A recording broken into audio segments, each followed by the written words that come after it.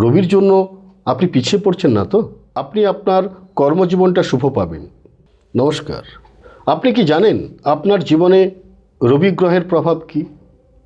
বা রবি গ্রহ শুভ থাকলে আপনি আপনার জীবনে কী কী লাভ করবেন? দেখুন, আপনার জন্মছকে যদি রবি মেষ রাশিতে থাকে তবে তুঙ্গি ধরা হয়।